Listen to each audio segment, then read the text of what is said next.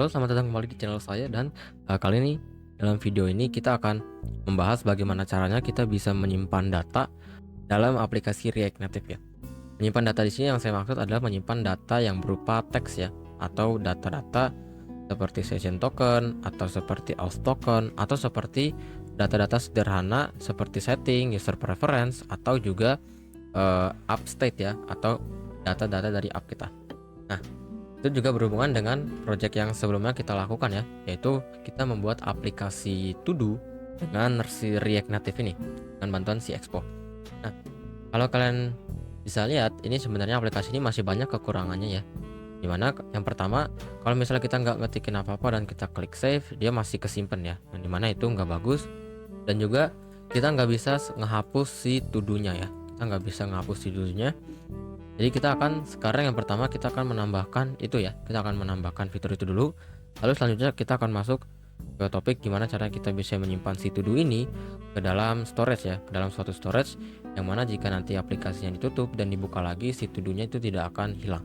Kalau misalnya di web, kita bisa menggunakan si local storage ya. Tapi kalau di React Native kita tidak bisa menggunakan local storage, kita bisa menggunakan beberapa cara lain. Nah, cara lain yang saya maksud adalah kita pertama harus pergi ke web expo-nya dulu ya. Lalu kita akan pergi ke docs dan di search ini kita cari storage. Nah, kita akan klik yang store data ya. Nah, dari si expo-nya ini kita sudah diberikan beberapa pilihan gimana caranya kita bisa menyimpan data di aplikasi React Native kita. Nah, yang pertama itu Expo Secure Store. Ini adalah package dari Expo ya, dimana kita bisa menyimpan data berupa string ya. Nah, tapi data yang disimpan di Secure Store ini biasanya itu adalah data yang harus dienkripsi atau data yang aman ya, seperti session token atau auth token atau JWT token dan sebagainya ya. Lalu yang kedua ada Expo File System ya. Nah, dari namanya aja kita udah tahu si storage ini dia menggunakan sistem file systemnya kita. Jadi nanti di Expo ini akan menyimpan filenya ini di dalam file system yang dimana nanti akan meminta permission ya. Setelah disimpan itu nanti filenya bisa dipakai pada project lain ya. Dan ini juga bisa untuk mendownload atau juga mengupload file dari network URL ya. Tapi ini sangat berguna, tapi kita nggak relevan dengan kasus kita yang saat ini ya. Lalu kita akan selanjutnya kita mempunyai Expo SQLite ya. Nah, dari namanya kita juga bisa tahu di storage ini menggunakan sistem seperti SQL ya. Tapi PSQL ini sepertinya kurang relevan dengan kasus kita juga. Jadi kita lanjut ke pilihan yang terakhir nih. Pilihan yang terakhir yang si Expo rekomendasikan menggunakan async storage. Nah, async storage ini adalah satu-satunya pilihan yang bukan dari Expo ya. FYI, si async storage ini sebenarnya adalah package untuk si React Native dan dia dibuat oleh komunitasnya React Native itu sendiri. Kalau dari deskripsinya di halaman Expo ini, async storage is an asynchronous unencrypted persistent key value storage for React Native app. Jadi, async storage ini adalah persistent key value storage ya, atau storage untuk menyimpan key dan value dengan karakteristik asynchronous unencrypted. Jadi, data yang kita simpan itu tidak dienkripsi ya, beda dengan Expo Secure Store. Dan dia juga mempunyai simple API ya. Jadi API-nya itu mudah digunakan dan juga pilihan yang bagus untuk menyimpan data yang kecil ya. Seperti kasus kita hanya menyimpan to do dari user kita. Jadi storage yang akan kita pilih sekarang adalah async storage ya. Ini kita klik aja async storage documentation. Kalau sudah diklik, kita akan diarahkan ke websitenya si React Native async storage ya. Nah, di sini pertama kita harus install dulu ya. Kita ke installation dulu, lalu kita install aja ini dengan npm atau dengan nirna. Tapi karena kita menggunakan Expo, kita bisa menggunakan Expo CLI. Kita ke terminal dan kita bikin terminal baru. Nah, kita pastikan ya komen yang tadi npx expo install, lalu kita tunggu sebentar. Nah, kalau sudah kita bisa close aja terminalnya, lalu jangan lupa di reload ya. Nggak harus di load, cuman biar memastikan kalau package-nya ini sudah terinstall aja. Setelah itu kita bisa langsung usage nih. Kita bisa langsung pakai. Dari sini cara pemakainya kita pertama harus import dulu ya, import async storage. Nah, lalu setelah kita import si async storage-nya, kita bisa menggunakan metode-metodenya seperti storing data atau di sini set item ya. get item, lalu ada get data juga, get item ya. Dan jadi sangat simpel ya. Ini seperti API-nya local storage ya kalau nggak salah. Jadi kita langsung aja pakai. Nah di sini ya. Yang pertama kita langsung aja di cons handle submit ini kita akan buat function ya. Function tapi function ini akan kita buat sebagai async ya. Karena kita akan menggunakan async await untuk si async storage-nya ini. Jadi kita akan buat jadi kita akan buat method save to do dan dia berupa async ya. Lalu dalam metodenya kita langsung aja panggil ya si async storage-nya dan kita set item. Key-nya kita bisa set aja, kita set aja di atas ya biar kita nggak salah. Const to do key, to do ya. Lalu kita bisa pakai si to do key-nya dan value-nya apa? Value-nya itu adalah JSON stringify si to do-nya. Oke. Lihat seperti ini. Dan kalau misalnya kalian mau pakai try catch juga bisa ya. Ini kita bungkus dalam try catch ya. Oke. Kalau misalnya ada error kita langsung aja alert lalu kita alert errornya. Oke. Dan jangan lupa kita jalankan ya save to do. Lalu satu lagi kita butuh use effect. Use effect ini untuk apa? Use effect ini untuk mengambil data yang sudah ada dalam si async storage-nya ya. Ini sama, kita akan buat dulu function const get to do's ya. Lalu di sini kita akan pakai try catch ya. Kita ambil aja di sini dari si dokumentasinya lalu kita paste.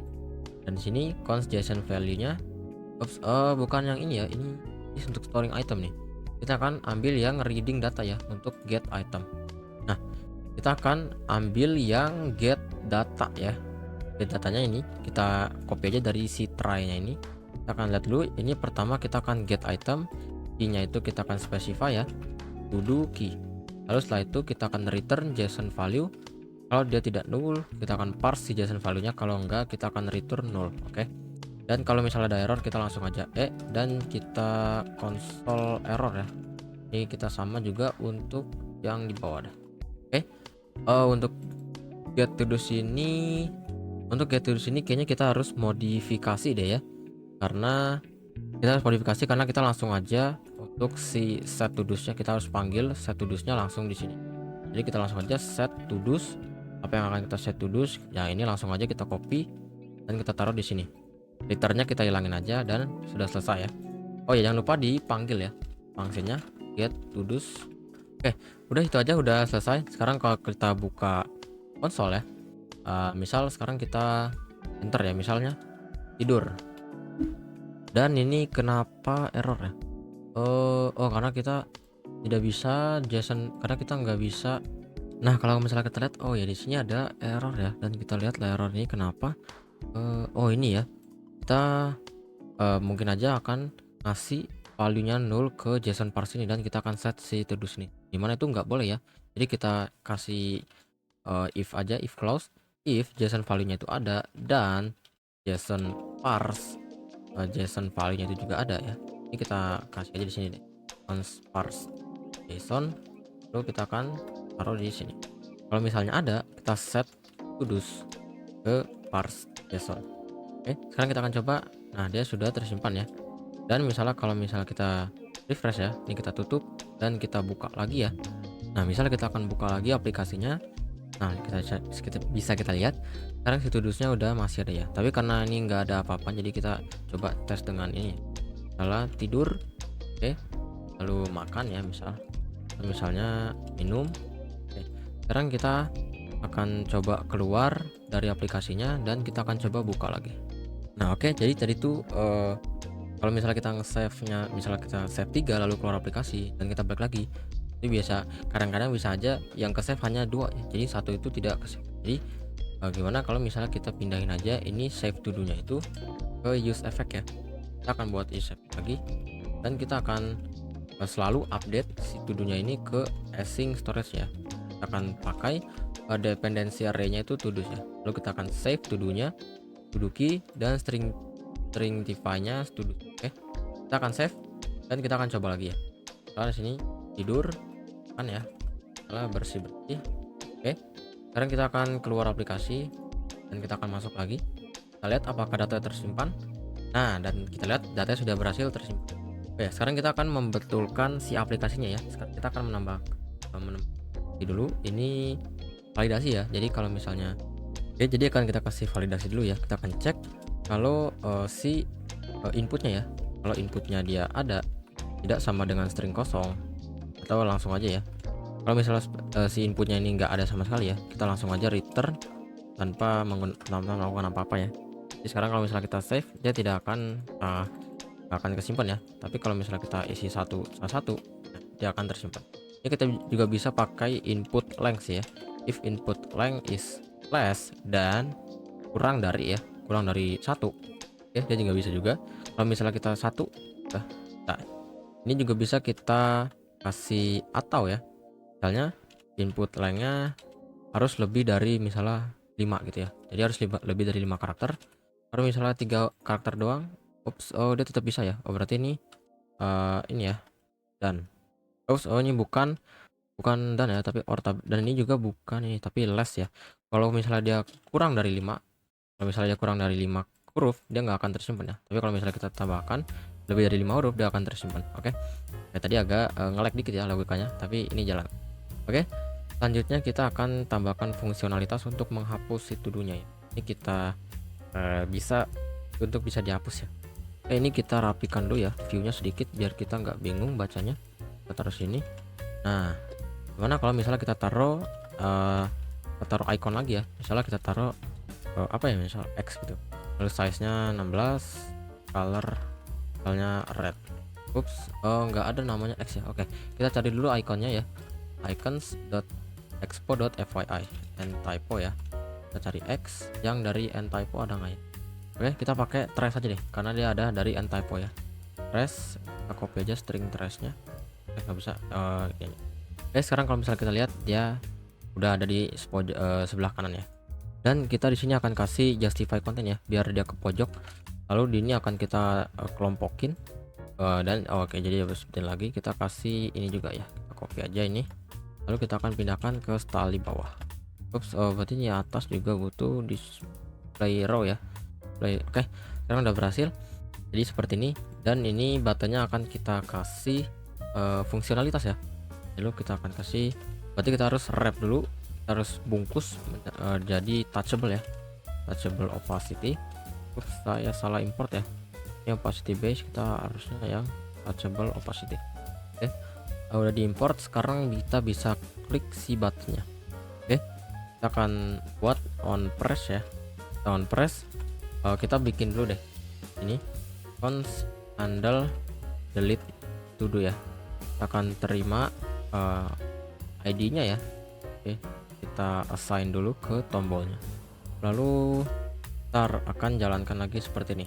Cons new to do sama dengan to do's dot, kita akan filter ya, dimana kita akan ambil ini ya value-nya, kita ambil si to do dan kita akan filter dimana field to do-nya itu yang nggak ada si ID yang kita berikan.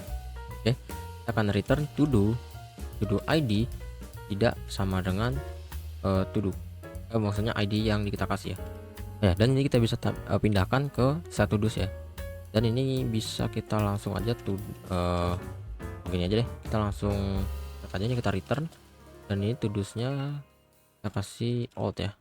Lalu di sini kita akan ubah menjadi alt. Oke, seperti ini.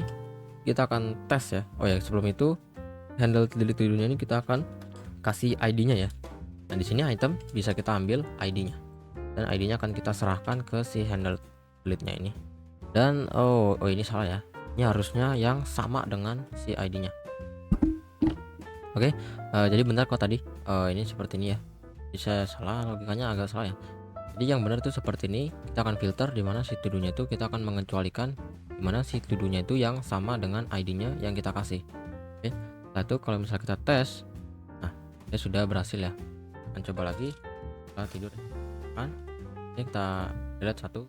Nah, ini dia jangan khawatir untuk menyimpan lagi ya, karena kita udah buat use effect mana dia akan menyimpan to do-nya ke async storage setiap kali si to do-nya ini berubah. Kalau misalnya kita keluar dari aplikasi lalu kita balik lagi, nah sekarang to do-nya masih tetap tersimpan ya, karena sudah disimpan ke async storage. Oke, jadi itulah cara menggunakan async storage atau cara menyimpan data ya di React Native dengan menggunakan package async storage. Oke, jadi kalau kalian menganggap video ini bermanfaat atau mengedukasi, jangan lupa klik like dan subscribe. Sampai jumpa di video selanjutnya.